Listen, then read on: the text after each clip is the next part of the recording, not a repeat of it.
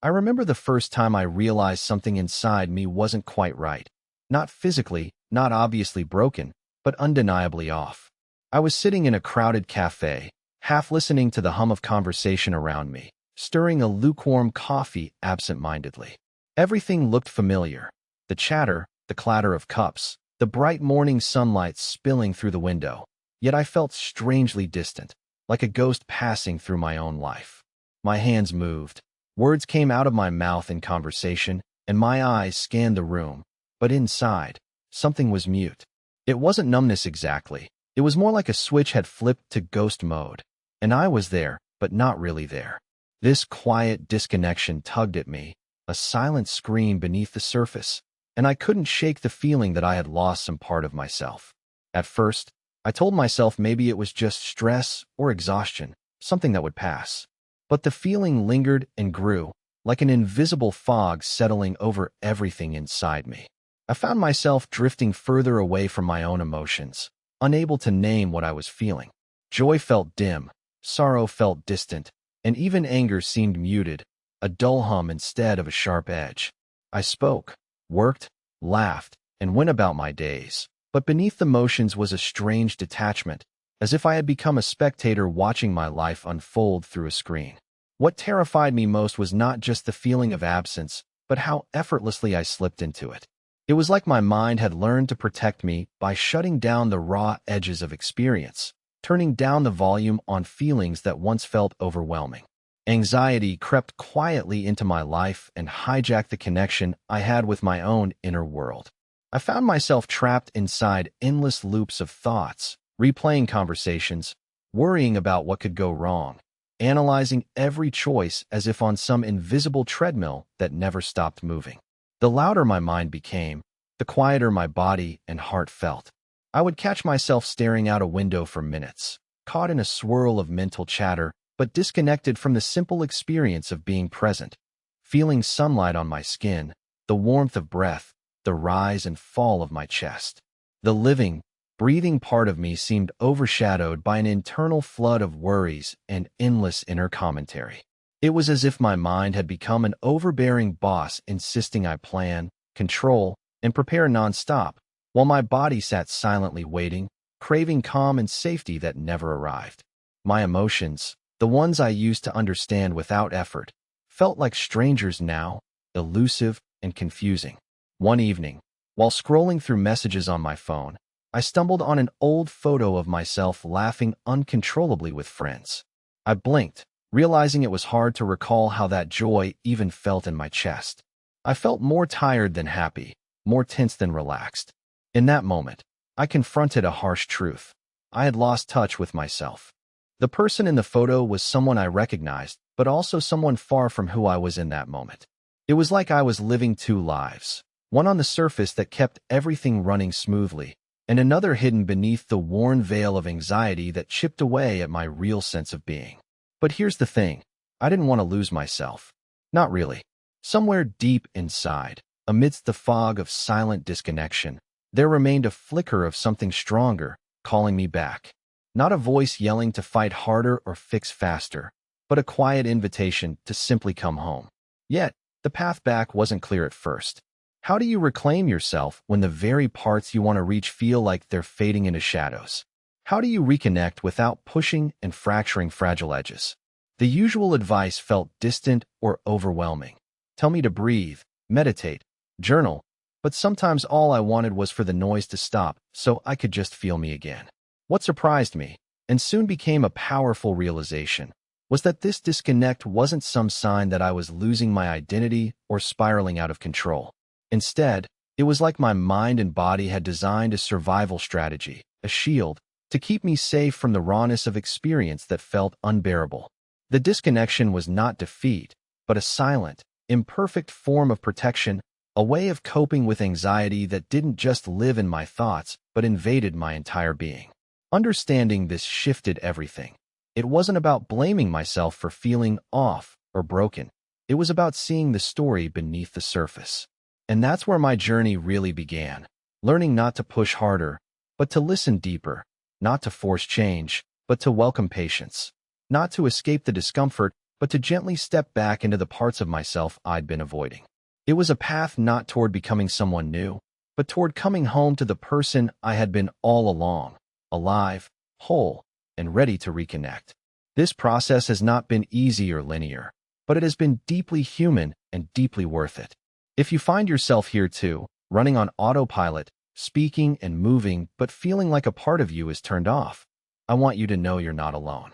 This quiet disconnection is more common than people realize, yet rarely spoken about out loud. Maybe you can sense it already, a subtle drift between your mind and body, a hesitation when faced with your feelings, or a fog where your emotional compass used to be. That silence inside is not your enemy, but a message. And together, we can begin to understand what it means and how to gently begin turning the light back on, step by step, moment by moment. Because reconnecting with ourselves is not about forcing change or rushing progress. It's about finding the safe space within where we can finally be ourselves again. Sometimes, I catch myself staring blankly during conversations, as if the words spoken around me are elusive echoes rather than tangible exchanges. It reminds me of being underwater, sound muffled, vision blurred, while my mouth and body move on autopilot. One evening, after an exhausting day, I sat alone in my dimly lit living room, and the silence felt embroidered with an odd tension. My chest tightened, yet I couldn't place the emotion within the jumble of sensations. That night, I realized there was an invisible wall between my heart and my awareness, a barrier that anxiety had carefully constructed not to imprison me, but to keep overwhelming feelings at bay. I noticed how my reactions began to dull in unexpected moments. For instance, when an old friend recounted a heartbreaking loss, my voice responded politely, but my mind spun detached, calculating details instead of opening to empathy. It dawned on me that the relentless chatter inside my head had cultivated a kind of emotional detachment, like a shield forged from constant vigilance and self-monitoring. Unlike numbness, this was a peculiar half-presence, a haze formed through mental overdrive that drained vividness from direct experience. One afternoon, while sitting on a park bench under sprawling oaks, I attempted to focus on the rustling leaves, seeking some anchor in the present. Yet instead of peace, impatience crept into me, fueled by mental loops of what-ifs and should-haves. In that moment, I understood that the dissonance between my busy thoughts and a craving for calm had created a silent split inside me. The anxious mind desperately wanted certainty, control, and predictability, but those demands only deepened my estrangement from my own body's natural rhythms. My inner dialogue unexpectedly shifted that day. I murmured, "If I can't trust how I feel, then what am I left with?" The answer was a paradox. My mind's chatter had usurped emotional signals, turning my intuition into static noise. I began recognizing how this empty familiarity wasn't a void of emotion, but rather a mirage created by anxiety's relentless need to analyze, judge, and contain. It dawned on me that I was confusing mental endurance for actual presence, mistaking constant evaluation for true engagement with myself. In the weeks that followed, a series of small but revealing incidents emphasized this divide. I found that moments once spontaneous and meaningful, laughing with genuine surprise, wading through waves of sadness, or pressing my hand against a trusted friend's shoulder, had lost depth. Instead, exchanges felt scripted, rehearsed even, governed by a cautious mind that discouraged vulnerability. My body became a silent spectator, a house with locked doors and dim lights, waiting for an invitation I didn't yet dare to send. One particularly clear example happened during a family gathering when laughter swelled around me like a warm tide. As others expressed joy and sorrow with abandon, I experienced a misplaced unease. Rather than sinking into connection, I hovered outside myself like a shadow trying to blend into the background. My thoughts whirled with questions. Am I supposed to feel this? Is it safe to be authentic here? These queries became uninvited gatekeepers, reinforcing a posture of guarded disconnection that I hadn't consciously chosen but had fallen into as a default. The complexity of this internal separation unveiled itself further when I considered how much energy went into controlling uncertainty. Anxiety taught me to equate steadiness with control, Yet the irony was that my struggle for control only highlighted how tenuous my sense of calm really was. Like a tightrope walker gripping the balancing pole too rigidly, I was fighting an invisible wind, inadvertently destabilizing myself. The tension in my muscles, the shallow breaths, the fluttering chest, all were physical signs signaling that despite the appearance of functioning, my inner system was strained and fragmented. Reflecting on these patterns transformed my understanding of emotional avoidance. It wasn't simply about escaping difficult feelings. It was about protecting a fragile inner sanctuary from unknown storms. This avoidance manifested in subtle ways: blinking back tears, steering conversations away from personal topics, or convincing myself that staying busy could fill the expanding quiet inside. Each act of avoidance carved additional walls, distancing me further from the raw textures of my emotional landscape. Yet, another layer surfaced when I acknowledged how my perception of stability had become skewed. I mistook rigid consistency, a dull sameness, as safety, resisting the natural ebb and flow of emotions that add color and depth to life.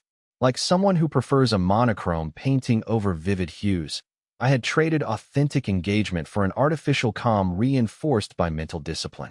The realization stung, yet it sparked a flicker of curiosity about what it would mean to embrace instability as an invitation rather than a threat.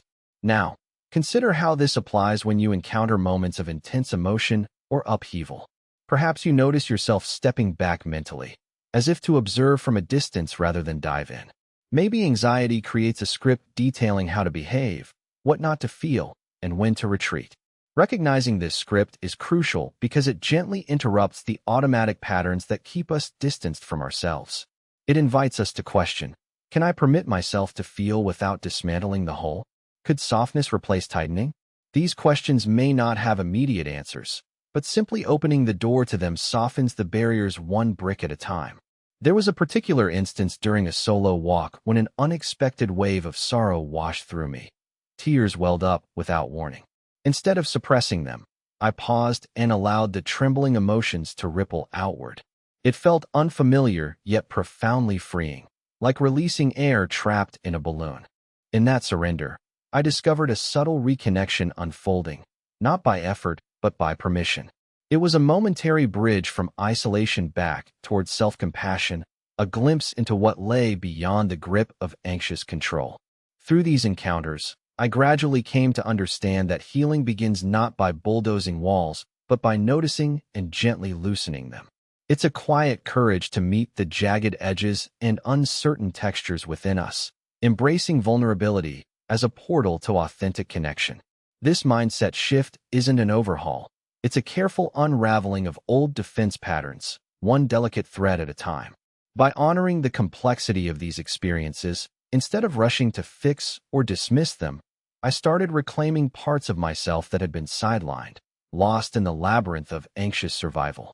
There was a morning when I sat quietly by my bedroom window, watching the first rays of sunlight push through the curtains, and a sudden unease settled over me, not anchored in any single thought, but a restless simmer all around. My hands rested on my lap, still and steady, while inside, an unfamiliar restlessness gnawed quietly. The contrast between outward calm and inner turmoil felt sharp, as if I was wearing a mask that grew heavier with every breath. I realized then that disconnection isn't always loud. It often whispers through subtle partitions we build without awareness, fragmenting the wholeness we once knew. During a conversation that afternoon with a close friend, I struggled to grasp her emotional tone. Her words painted vivid images of despair and hope intertwined, but my response faltered. I found myself clasping empty phrases, automatically shifting the dialogue to lighter topics. This avoidance was not an act of defiance, but an unintentional defense, my heart retreating from emotional terrain too wild to navigate.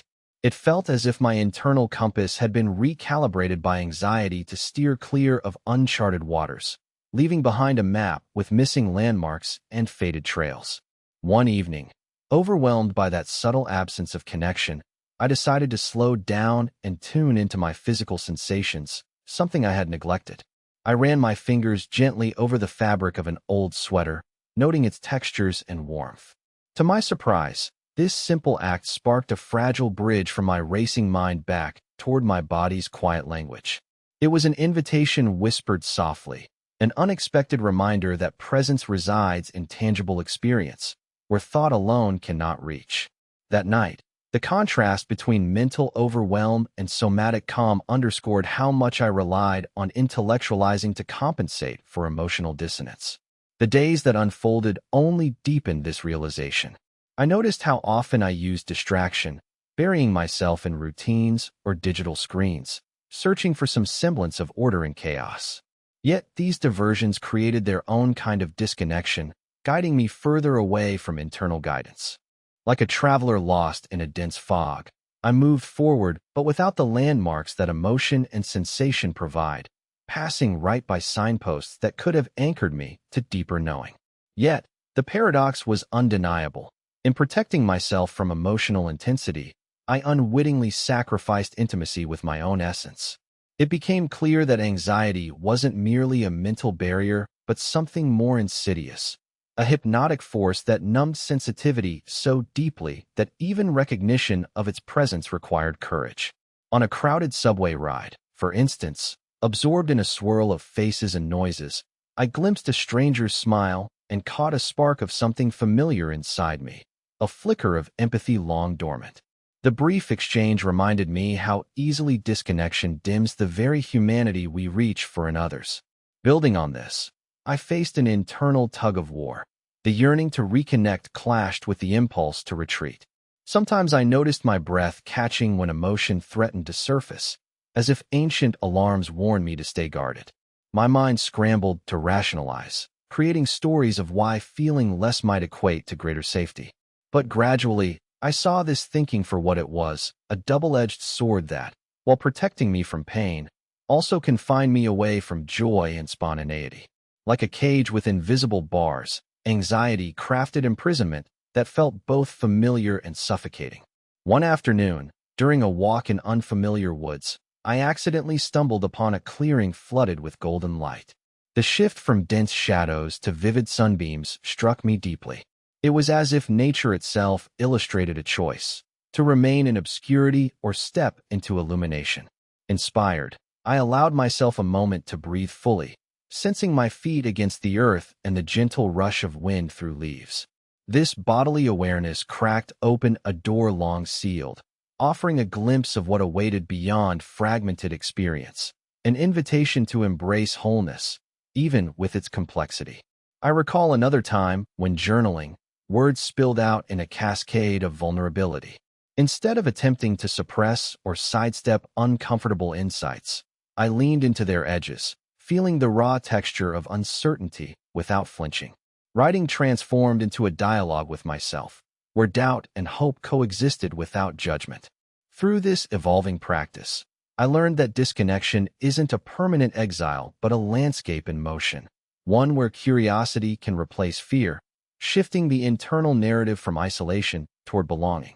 As I navigated these shifts, I realized that small, intentional acts of presence could become powerful antidotes to escapism. Whether savoring a warm cup of tea, feeling sunlight brush my skin, or simply pausing mid-task to observe surroundings, these moments nurtured a gentle reclaiming of connection. The challenge was resisting the urge to judge or control the experience, instead allowing it to unfold naturally. Over time, these fragments of mindfulness formed a mosaic that brought me incrementally closer to feeling grounded and whole again. Now, as you reflect on your own experiences, consider whether you also encounter these subtle forms of withdrawal, those quiet retreats from sensation and emotion that slip by unnoticed. What if instead of perceiving disconnection only as loss, you saw it as a complex dance between protection and invitation? Recognizing this duality opens new pathways, where healing begins with permission rather than pressure, and reconnection blooms in the fertile soil of compassionate awareness. This perspective doesn't rush progress. It honors that finding our way back might look like a series of delicate steps, each one vital and sacred in its unfolding. Something stirred inside me during a quiet walk through an unfamiliar neighborhood. The street was lined with trees whose branches wove intricate patterns against the sky, and for the first time in a long while, I noticed the cool breeze brushing against my skin with vivid clarity. It wasn't just a casual observation. It was as if a dormant part of me had suddenly sparked awake, catching signals from my body that I hadn't allowed myself to sense in months. This subtle reawakening felt like discovering an old key tucked into a pocket, hinting at doors I hadn't dared to approach. The shift wasn't dramatic, but the gentle invitation was enough to make me pause my rushing thoughts and consider what I was ignoring all along. Earlier that week, I had been caught in a loop of mental wrestling, trying to figure out why I sometimes felt like a stranger in my own home. The contrast between functioning perfectly well during demanding work hours and collapsing into exhausted silence afterward baffled me. During a project meeting, I caught a glimpse of my colleagues' unguarded laughter, and a pang of envy hit me. That sort of openness felt completely foreign. I realized my mind had invented a set of rules. Don't express vulnerability, keep emotions at bay, maintain distance.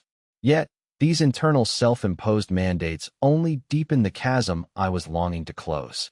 Delving deeper into these patterns, I recognized how my discomfort with raw feelings created a peculiar paralysis whenever something unexpected arose.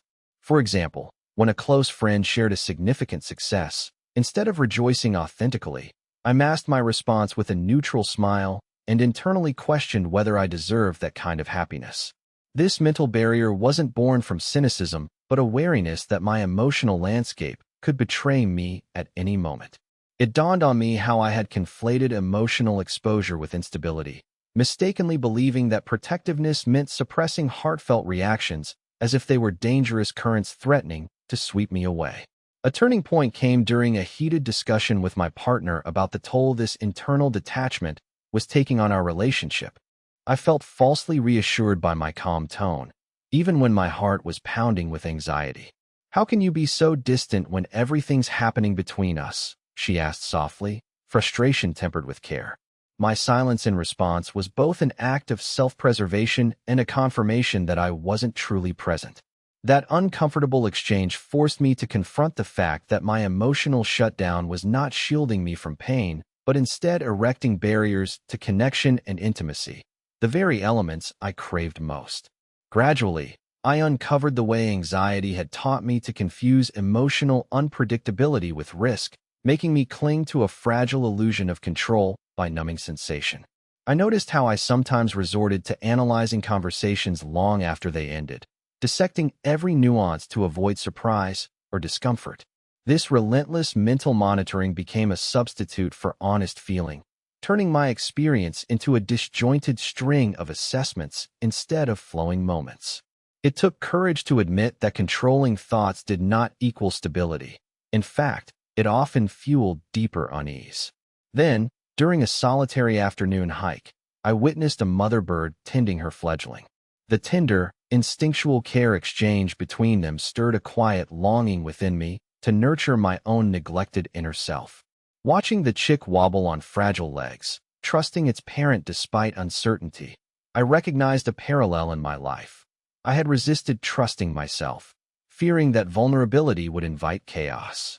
At that moment, inspiration softened the hardness in my chest.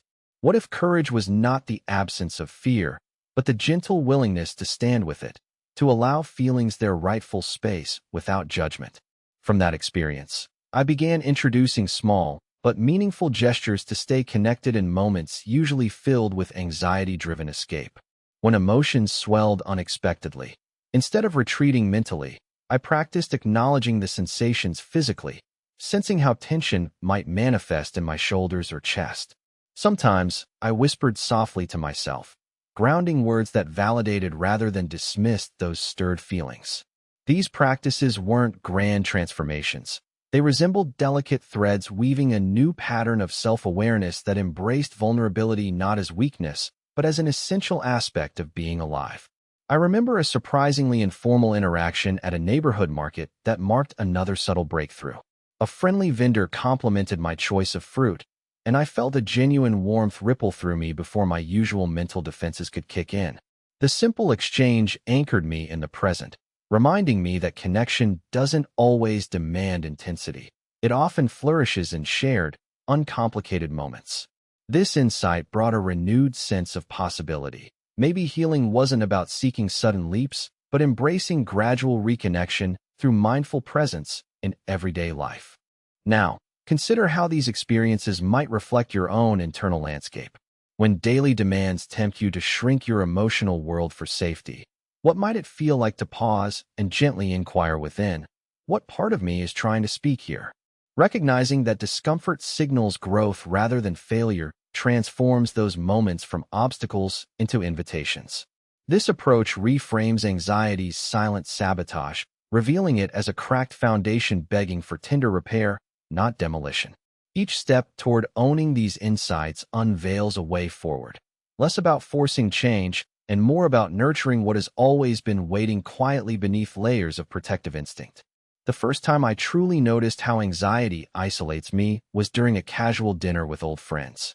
The room buzzed with laughter and storytelling, but I felt oddly removed, as though I were an invisible observer sitting beside my own body.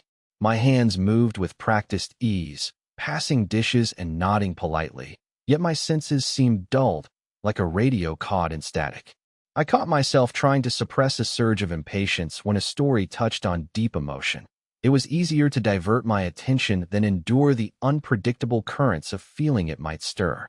In that instant, I realized how anxiety had trained me to retreat from emotional depth, crafting a protective fog that numbed me to the very connections I craved. On another occasion, during a morning run, I found my thoughts spinning relentlessly. Despite the rhythmic pounding of my feet against the pavement and the crisp air filling my lungs, I barely registered physical sensations. My mind clung to what-ifs, and the endless worry made it difficult to simply be present. Normally, running energized me, connecting my body and spirit, but now it was a mechanical motion driven by distraction. This disembodiment felt unnatural, as though my identity had receded into a black and white film while life unfolded in vibrant color around me. One day, while leafing through an old journal, I encountered entries filled with raw, heartfelt reflections, courageous moments when I allowed myself to express pain or hope without restraint. The stark difference between that openness and my current numbness gripped me deeply. I wondered how I had slipped into this guarded self, this cautious exile. The real pain wasn't only in my avoidance, but in the absence of that emotional authenticity. I felt the ache of a fractured relationship with myself, an estrangement seated in anxious attempts to control the uncontrollable. Later, as I sat quietly on a park bench watching children chase light through leaves, I noticed how unfiltered their joy was. Their laughter spilled freely without concern or calculation. I envied their ability to be fully embodied in each moment, unaffected by silent internal negotiations or mental interruptions. It stunned me when a small child stumbled and fell without fear, springing up immediately with radiant resilience. That fearless presence struck a chord inside me because it revealed the possibility that I could recover that seamless connection too, but only by relinquishing my need for constant mental oversight. Once, during a particularly unsettling period, I decided to draw. With brushstrokes trembling yet determined, I allowed colors to swirl chaotically across the canvas. The act wasn't about creating something beautiful, but surrendering to movement and texture without judgment. As paint pooled and blended, I noticed my heartbeat slowing, my chest unclenching. The creative flow bypassed my analytical mind and sparked a subtle reawakening of sensation and emotion. It was a raw, imperfect reconnection that invited me to inhabit my skin again, even if only for a brief while. At a family reunion, I was struck by an unexpected wave of melancholy during a quiet moment. Instead of pushing it aside, I let myself be present with the feeling, experiencing it fully rather than censoring. Tears welled up, not as a sign of weakness, but as a release valve for accumulated tension. It reminded me that emotions aren't threats to be controlled. They are vital signals guiding us toward healing. This surrender wasn't effortless, but it opened a crack in the wall I'd constructed, allowing light and warmth back in. I distinctly remember a day when I practiced tuning into my body during a simple task, watering plants on a humid afternoon. The rough texture of a leaf, the scent of fresh soil, the warmth of the sun streaming through my window, they all grounded me profoundly in a way intellectualizing never could. These embodied moments cultivated a gentle presence that felt like a balm, easing the sharp edges of anxious thoughts. It was a lesson in rediscovering richness in small details often overlooked when anxiety dominates. Now, think about how this applies when you encounter overwhelming situations. Do you notice moments where your attention flits away, scrambling for familiarity rather than embracing uncertainty? For me, anxiety seduces with the promise of safety through distraction or detachment, but I've come to see how these strategies cost me genuine living. When I catch myself withdrawing, I invite a softer curiosity instead, a willingness to recognize whatever surfaces without immediately fleeing. These pauses don't erase discomfort, but they do create openings for presence and connection. Sometimes, I imagine anxiety as a dense thicket enveloping a clearing where my true self waits to emerge. The process of reconnection feels like gently clearing brush, fragile, slow, with unexpected tangles and surprises. It demands patience and kindness, acknowledging that progress isn't always spectacular but often found in the quiet persistence of showing up for oneself. This path shifts focus from perfection or control toward embracing the messy, unpredictable reality of being human. Another episode that revealed this dynamic happened during a phone call with a dear friend. As I spoke candidly about feeling disconnected, I realized that my voice carried a weary hesitance, resistance to sharing vulnerability despite deep desire for closeness. Recognizing this internal conflict prompted me to reflect on how anxiety's grip extends beyond thoughts into the realm of communication, often muffling the very expressions longing for release. By naming this pattern, I unlocked a new layer of self-awareness, uncovering fresh avenues for authentic engagement. As I continue unraveling these threads, I understand reconnection isn't a destination, but a continuous journey, a subtle dance weaving me ever closer to the home within. It transforms how I move through life, gradually infusing moments with fuller awareness and kindness.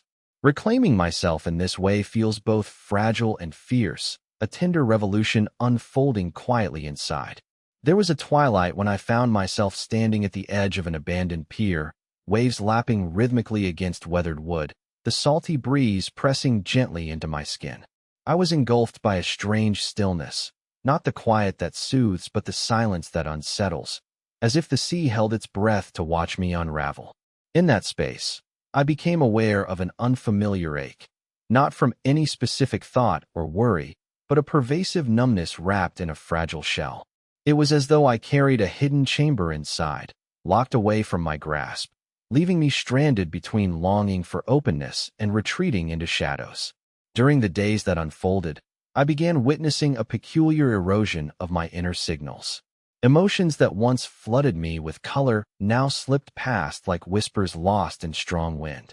I'd experience moments when my body reacted sharply, a tightening chest, an uneasy pulse, but my mind seemed displaced, cataloging these sensations as curiosities instead of calls for attention. It was as though my senses operated disconnected from my awareness, like a radio picking up distant transmissions my heart couldn't tune into. This disconnect turned everyday interactions into riddles. Smiles exchanged felt rehearsed, laughter hollowed, and the warmth of human connection faded into indistinct patterns. One afternoon, I attempted to paint the sky as dusk descended. My brush hesitated over the canvas. Colors that once flowed with ease now felt foreign, resisting expression. Instead of vibrant strokes, my hands traced safe, muted designs, withholding what stirred beneath. The painting became a metaphor for my internal world, careful, constrained, shaped by the invisible scaffolding of restraint anxiety had built. In sharing this with a close friend, I confessed, "It's like I'm haunted by an absence I can't name." And she replied softly, "Maybe it's not absence, but overprotectiveness." Her words lingered, breaking down walls I hadn't realized I'd raised. As the evenings grew cooler, I started walking through neighborhoods unfamiliar to me, craving disruption from the patterns that narrowed my existence. During one, a sudden downpour forced me to seek shelter beneath a gnarled oak. The rain was sharp, cold, unrelenting. Instead of shrinking from it, I allowed droplets to soak through my clothes, feeling the shock ripple into my skin. It was uncomfortable, But in that moment, I recognized something vital. Surrendering to this physical reality didn't unleash chaos. It awakened raw vitality that had long been muted. The wetness on my face was no longer an intrusion, but a baptism, an initiation back into the embrace of sensation. This experience sparked a conversation with my therapist, who suggested exploring somatic awareness as a portal out of my cerebral confinement. We experimented with exercises that invited me to trace the boundaries of my body, noticing textures, temperature, and movement without judgment. One exercise involved closing my eyes and mapping sensations from fingertips to toes, a ritual that felt both foreign and intimate. The challenge was profound. I encountered forgotten corners, fragments of sensation tangled with anxious echoes. Yet, each session untangled knots of tension, revealing patches of groundwork where a reconnection could begin to sprout. One evening, near a market square alive with street musicians, I found myself drawn to the rhythm of a drum circle. Tentatively, I stepped closer, and the beat pulsing through the air stirred something deep inside. I couldn't stop my feet from moving, hips swaying, and hands clapping, even as my mind quailed against this sudden vulnerability. The collective energy of strangers united by rhythmic sound ignited a sensation I hadn't allowed in ages, a surrender not to control but to presence. Afterwards, flushed and breathless, I told a fellow participant, "I forgot what it feels like to be this alive." She smiled warmly and said, "It's always been inside you, just waiting." Reflecting on these moments, I realized anxiety's grasp wasn't merely about avoiding discomfort, but about a profound mistrust toward my own emotional landscape. Each attempt to suppress created an echo chamber where isolation thrived. However, embracing uncertainty began to reveal that emotions are not enemies to outmaneuver, but signals guiding a path toward authenticity. I started to perceive disconnection not as an unshakable prison, but as a veil that could be lifted slowly, with intention and kindness. In a more vulnerable conversation with a sibling, I shared experiences of this internal exile. Their response, a mix of surprise and empathy, became a mirror reflecting my resilience amid struggles. They said, "Sometimes, in protecting ourselves, we forget how to show up for others and ourselves in return." This insight prompted me to consider relationships as gardens requiring tending, where neglect of emotional soil yields fragmentation. As I committed to those connections, I began noticing subtle shifts, a glance that felt less guarded, a laugh that climbed freer, a comfort in stillness shared. By now, the phrase "coming back home" transformed for me from abstraction to tangible journey. It felt less like a destination to arrive at, and more like seedlings pushing gradually through arid ground, fragile and brave. Every act of honoring my bodily presence, welcoming unexpected feelings, or choosing openness amidst uncertainty stitched me closer to wholeness. The silent disconnection was no longer a void but a restless invitation to rediscover the contours of my inner terrain, embracing complexity instead of fleeing it. Now, consider how these ideas resonate when you confront those moments where your spirit feels muted or on autopilot. What if the path forward isn't found by overwhelming yourself with solutions, but by cultivating small rituals that reclaim touchpoints of presence? Simple acts as noticing the texture of your breath or the temperature of your skin could, in time, diminish the distance anxiety has imposed. Each gesture becomes a subtle rebellion against disconnection, a quiet insistence that your aliveness matters and deserves to be felt without apology or fear. Walking along a quiet path after a long day, I was struck by how my thoughts circled endlessly, each one pulling me further into a maze I couldn't quite escape. The tangled threads of memory, worry, and self-questioning wove into a fabric so dense it almost obscured where I truly stood. Yet, amidst the mental storm, a subtle sensation began to emerge, a barely perceptible nudge from within, a call that whispered to me beyond the noise. It was as if a hidden compass, long dormant, was stirring back to life, inviting me to consider not just where I was lost, but how I could gently turn toward a different kind of presence. The experience resembled standing at the edge of a lake with a smooth surface, yet turbulent currents swirling underneath. I could see reflections distorted by ripples and shadows shifting far below, and I sensed that the depth carried stories untold and feelings unopened. I wanted to reach in, but fear and uncertainty made me hesitate. Still, the urge to connect, real connection, textured and unfiltered, pressured with a quiet insistence. This was no longer a distant concept, but a palpable longing threading through my chest and limbs, an ache vibrating just beneath my skin. It was as if my whole being remembered how to align itself with something larger than anxious thought. As I leaned into this sensation, the barriers I'd unknowingly erected seemed less impenetrable. The fortress of guardedness that once shimmered glass-like with rigidity began to reveal fissures, fragile entrances through which light might one day pour. It felt like watching winter thaw slowly into spring, the transformation subtle, almost imperceptible in any single glance, yet undeniable when seen over time. Each breath drawn became a small bridge spanning the gulf between isolation and belonging, between control and surrender. There was an unspoken understanding emerging within me, the kind that doesn't require articulation but is heard deep in the marrow. It called for patience with my uneven rhythm, compassion for the gaps where silence had long reigned, and courage to welcome what might surface without precondition. The inner world, often treated as a battleground, was beginning to feel more like a vast terrain with hidden trails, where exploration could unfold gently rather than demand conquest. This shift invited a reimagining of identity, not as a fixed fortress under siege, but as a living landscape, shaped by seasons of struggle and growth alike. In this unfolding, I glimpsed how fragmented pieces of experience started weaving themselves into a richer tapestry. Patterns of disconnection, once sharp and isolating, softened into textures of complexity, layered with resilience and quiet hope. The relentless machinery of anxious analysis no longer monopolized the narrative. Instead, spaces opened for intuition, for feeling unvarnished and raw, to seep back in. It was not an instant healing, but a gathering of strength in the small moments when I dared to meet myself, whole, imperfect, and ready. If I were to speak with you now, I'd share how this threshold is precarious, yet brimming with possibility. It asks us to stand at the crossroads where fear converges with yearning, and to acknowledge the shadowy contours of our own interior without flinching. It teaches that reconnection is not a march of linear steps, but a dance of presence, where setbacks and breakthroughs interweave like the dark and light that sculpt every dawn.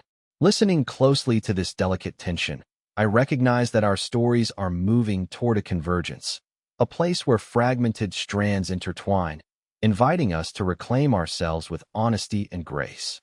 Reflecting on this journey alongside you, I perceive a quiet transformation taking shape, one that breathes with gentle persistence rather than urgent demand.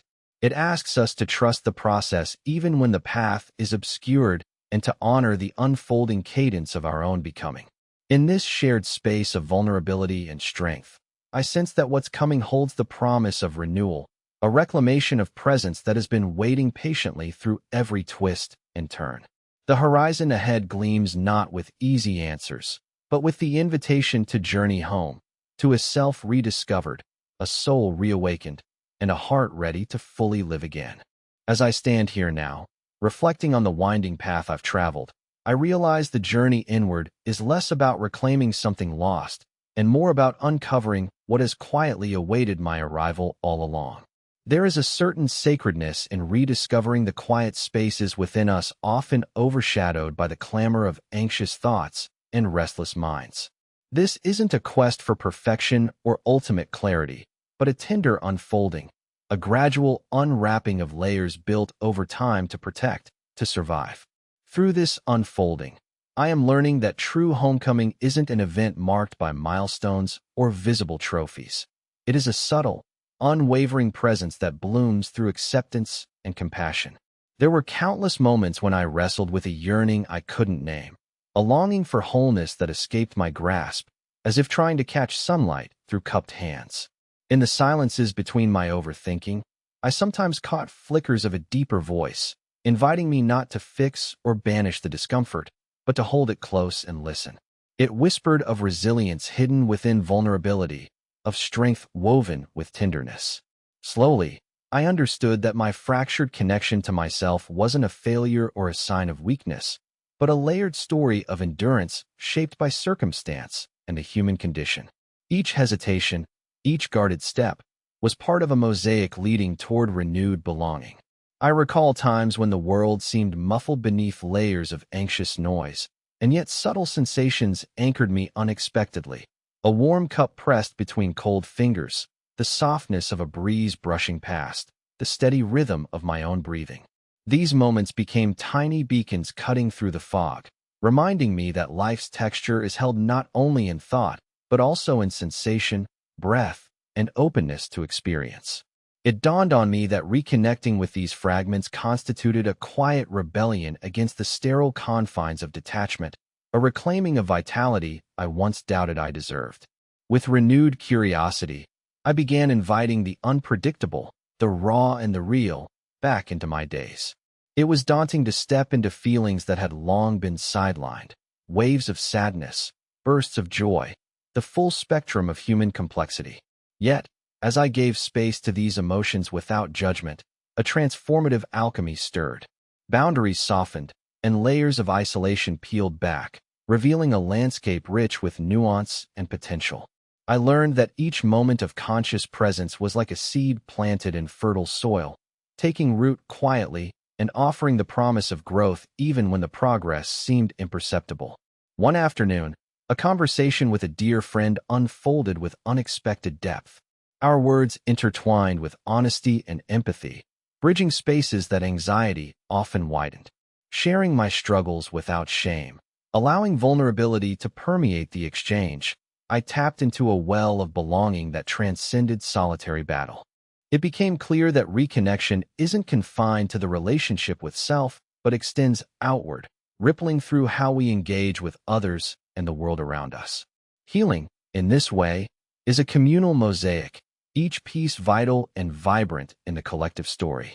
There is a paradox in this ongoing process. Embracing uncertainty rewires the heart's instinct to guard, teaching me that what seems fragile is often the very conduit of strength. Courage isn't a trumpet call for sudden triumph. It's a delicate thread weaving through the quiet persistence of turning inward, again and again, opening doors locked in fear and silence. Over time, these acts of grace accumulate, creating a sanctuary where the soul can breathe freely, unshackled by the relentless need to control or analyze. I invite anyone who grapples with similar shadows to honor their own pace in this delicate dance. Reconnection unfolds in subtle gestures, a mindful breath, a genuine smile, an unguarded moment between heartbeats. It asks only for willingness and kindness toward the self, a tender acknowledgement that beneath the layers of anxiety lies an enduring capacity to thrive. We don't have to transform overnight or vanish discomfort instantly. Instead, what sustains us is the commitment to remain present, imperfect, and undeniably human. In this shared voyage, I'm learning that coming home to ourselves is the most profound act of courage we can offer. It colors every experience with meaning and invites us into a fuller, richer engagement with life's unfolding mystery. Each breath, each sensation, and each brave step toward openness roots us deeper in a truth that is both universal and intimately our own. The radiant essence of being alive, connected, and whole.